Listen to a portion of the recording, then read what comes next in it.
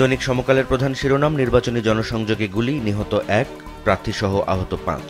এটি গতকাল চট্টগ্রামে ঘটেছে। সমকাল এই প্রতিবেদনে বলছে, বিএনপির দলীয় প্রার্থী ঘোষণার মাত্র 2 দিনের মাথায় লাশ পড়ল চট্টগ্রামে।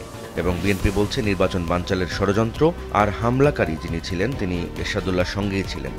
নির্বাচন সংক্রান্ত আরও কয়েকটি প্রতিবেদন রয়েছে সমকালের প্রথম পাতাতেই। একটি শিরোনাম, জামাতেও প্রার্থী মনোনয়ন নিয়ে অসন্তোষ, বিরোধ।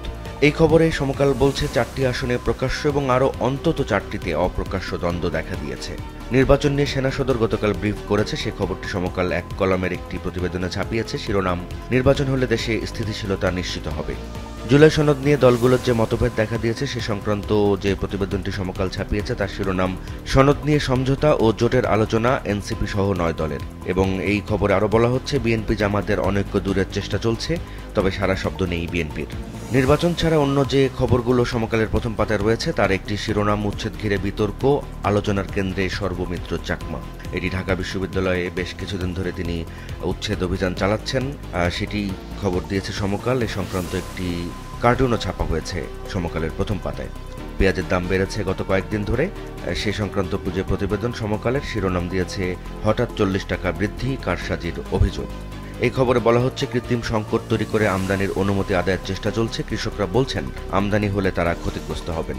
গতকাল বাংলাদেশ ব্যাংক 5টি শরিয়া ভিত্তিক ব্যাংকের পরিচালনা পর্ষদ বিলুপ্ত করেছে এবং এটি এখন সরকারি ব্যাংক হিসেবে আপাতত পরিচালিত হবে। সেই বিষয়ে যে সংবাদটি সমকাল করেছে তার শিরোনাম দেওয়া হয়েছে, 5 ব্যাংকের পর্ষদ বিলুপ্ত, দায়িত্ব নিলেন প্রশাসকরা। নিউ ইয়র্কের মেয়র পদের নির্বাচন হয়েছে গতকাল এবং নতুন মেয়র নির্বাচিত হয়েছেন জোহরান মামদানি। সে সংক্রান্ত যে প্রতিবেদনটি তার শিরোনাম দেওয়া হয়েছে, বিজয় ঐতিহাসিক, তবে সামনে আসল চ্যালেঞ্জ। সমকালের শেষ পাতার প্রতিবেদন, অনলাইনে বাড়ছে নজরদারি, থাকছে আড়ি পাতার সুযোগ। এটি টেলিযোগাযোগ অধ্যাদেশের খসড়া নিয়ে তাদের প্রতিবেদন। আরেকটি খবরে সমকাল বলছে, উড্ডয়নের সময় পাইলটের ভুলে বিমান বিধ্বস্ত। এটি মাইলস্টোন স্কুলে বিমান বিধ্বস্তের ঘটনায় যে তদন্ত প্রতিবেদন সেটি জমা দেওয়া হয়েছে, সেই সংক্রান্ত প্রতিবেদন। ডেঙ্গুতে একদিনে আরও 10 মৃত্যু, হাসপাতালে ভর্তি 1069। গতকালকে স্বাস্থ্য বিভাগ এই খবরটি জানিয়েছে। সেটি সমকালে 3 কলাম ব্যাপী ছাপানো হয়েছে শেষের পাতায়। দৈনিক প্রথম আলোর প্রধান শিরোনাম, আমদানির জয়, ট্রাম্পকে বার্তা। নিউ ইয়র্কের মেয়র নির্বাচনকে ঘিরে যে প্রতিবেদন, এই প্রতিবেদনে আলো বলা হচ্ছে, নিউ ইয়র্কে 400 বছরের ইতিহাসে দক্ষিণ এশীয় বংশোদ্ভূত প্রথম মেয়র মামদানি, প্রথম মুসলমান মেয়রও তিনি। এ সংক্রান্ত আরও 2টি প্রতিবেদন প্রথম আলো ছাপিয়েছে। মামদানির সামনে এখন আসল যেসব চ্যালেঞ্জ, এই শিরোনামে একটি। অন্যটি শিরোনাম, ইতিহাস গড়লেন মামদানি। দেশের রাজনীতি নিয়ে বেশ কয়েকটি প্রতিবেদন ছাপিয়েছে প্রথম আলো। একটি শিরোনাম, চট্টগ্রামে বিএনপি মনোনীত প্রার্থী গুলিবিদ্ধ, নিহত 1। অন্য আরেকটি শিরোনাম, সেনাবাহিনীর প্রত্যাশা, সরকারের রূপরেখা অনুযায়ী নির্বাচন হবে। বিএনপি ইতিবাচক, জামাতের কমিটি গঠন, উদ্যোগী 9 দল। এটি রাজনৈতিক সমঝোতা নিয়ে প্রথম আলোর প্রতিবেদন। প্রথম আলোর শেষ পাতায় যে খবরটি দেওয়া হয়েছে, ডেঙ্গুতে একদিনে সর্বোচ্চ মৃত্যু, বাড়ছে সংক্রমণ। গতকাল ডেঙ্গুতে একদিনে 10 জনের মৃত্যু ঘটেছে। সেইটি প্রথম আলো বলছে যে একদিনে সর্বোচ্চ মৃত্যু, যদিও এ তথ্যটি ভুল। গত 21শে সেপ্টেম্বর একদিনে 12 জনের মৃত্যুর ঘটনা ঘটেছে। সেটি স্বাস্থ্য অধিদপ্তরের প্রেস রিলিজগুলোর মধ্যেই রয়েছে। প্রথম আলো এই ভুলটি করেছে। অন্য আরেকটি খবরে প্রথম আলো বলছে, সীমান্তে সাউন্ড গ্রেনেড ছুড়ল বিএসএফ, প্রতিবাদ বিজিবি। এটি লালমনিরহাটের পাটগ্রাম সীমান্তের ঘটনা। এছাড়া মাইলস্টোন স্কুলে বিমান বিধ্বস্তের ঘটনায় তদন্ত প্রতিবেদন যেটি জমা দেওয়া হয়েছে সে সংক্রান্ত প্রতিবেদন প্রথম আলো শেষ পাতাতে ছাপিয়েছে। শিরোনাম দিয়েছে, উড্ডয়ন ত্রুটির কারণে যুদ্ধবিমানটি বিধ্বস্ত হয়েছিল মাইলস্টোনে।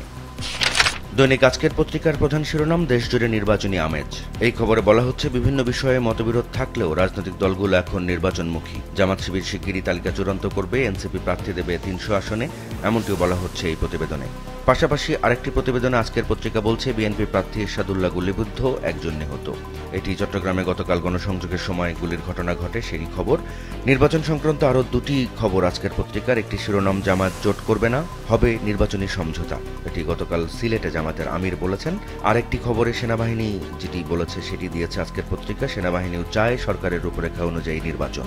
সেনা সদর গতকাল যে ব্রিফিং করেছে সেই বিষয়ক খবর এটি। মাইলস্টোনে বিমান বিধ্বস্ত, পাইলটের উড্ডয়ন ত্রুটিতে। এটি গতকাল যে তদন্ত প্রতিবেদন হস্তান্তর করা হয়েছে সেই প্রতিবেদনের সূত্র ধরে এই রিপোর্টটি করেছে আজকের পত্রিকা। গতকাল 5টি ব্যাংকের বোর্ড বিলুপ্ত করা হয়েছে, সে সংক্রান্ত যে প্রতিবেদনটি আজকের পত্রিকা দিয়েছে। 5 শরিয়া ব্যাংকের বোর্ড বিলুপ্ত, প্রশাসক নিয়োগ। এটি গতকাল বাংলাদেশ ব্যাংকের গভর্নর সংবাদ সম্মেলনে জানিয়েছেন। আর ডেঙ্গুতে 10 জনের মৃত্যুর খবরটিও আজকের পত্রিকা তাদের প্রথম পাতায় ছাপিয়েছে। শিরোনামে, একদিনে 10 জনের মৃত্যু, হাসপাতালে ভর্তি 1069। নিউ ইয়র্কে মেয়র নির্বাচন নিয়ে যে খবর, তার শিরোনাম প্রথম মুসলিম মেয়র পেল নিউ ইয়র্ক। আজকের পত্রিকার শেষ পাতার খবর, ফোনে অশোভন বার্তা পাঠালে 2 বছরের দণ্ড। টেলিযোগাযোগ অধ্যাদেশের যে খসড়া, সেই সংক্রান্ত প্রতিবেদন এটি। আর নির্বাচন সংক্রান্ত আরও একটি খবর শেষ পাতায় স্থান করে নিয়েছে, শিরোনাম মনোনয়ন বঞ্চিত নেতাদের সমর্থকদের বিক্ষোভ। এটি গত সোমবার যে বিএনপি 237 আসনে তাদের প্রার্থীর নাম ঘোষণা করেছে এবং এই ঘোষণার পর থেকে বিভিন্ন জায়গায় বিক্ষোভ হচ্ছে বিএনপি নেতা কর্মীদের, সে সংক্রান্ত প্রতিবেদন। আর পেঁয়াজের দাম নিয়ে আজকের পত্রিকা যে রিপোর্টটি ছাপিয়েছে তার শিরোনাম দিয়েছে, সপ্তাহের ব্যবধানে পেঁয়াজের দাম বেড়েছে কেজি প্রতি 40 টাকা।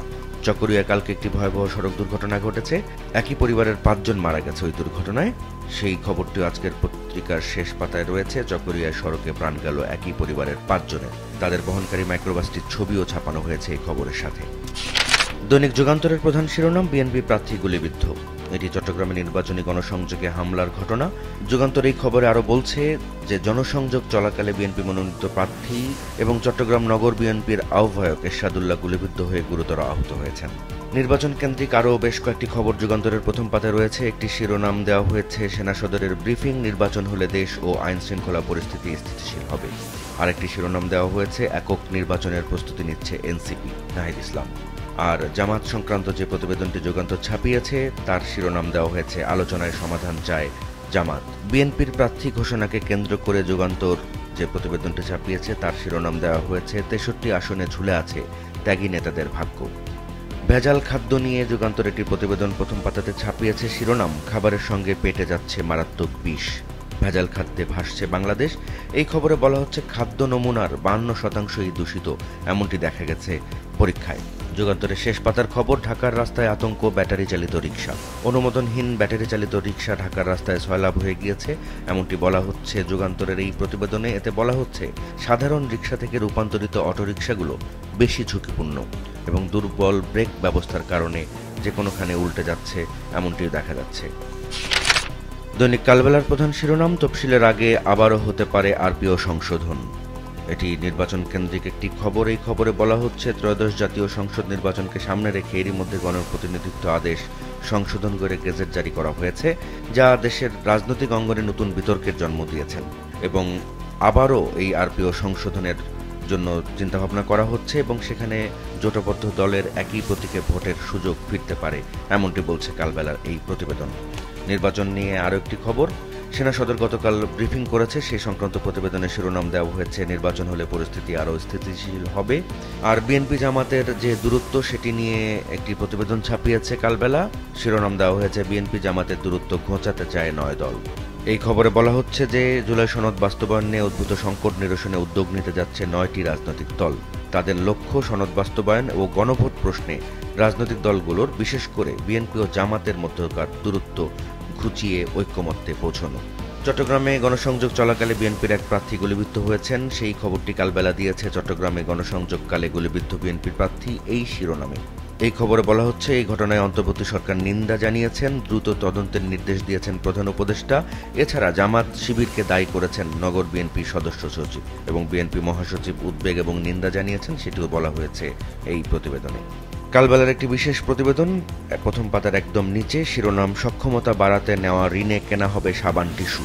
এই খবরে বলা হচ্ছে, বাংলাদেশ পরিসংখ্যান ব্যুরোর সক্ষমতা বাড়াতে 1096 কোটি টাকার প্রকল্প নেওয়া হয়েছে এবং এটি বাস্তবায়নে বিশ্বব্যাংকের কাছ থেকে নেওয়া হবে 1000 কোটি টাকার ঋণ এবং এই ঋণের টাকায় কেনা হবে টয়লেট ক্লিনার সহ বিভিন্ন সামগ্রী, সাজানো হবে কর্মকর্তাদের কক্ষ।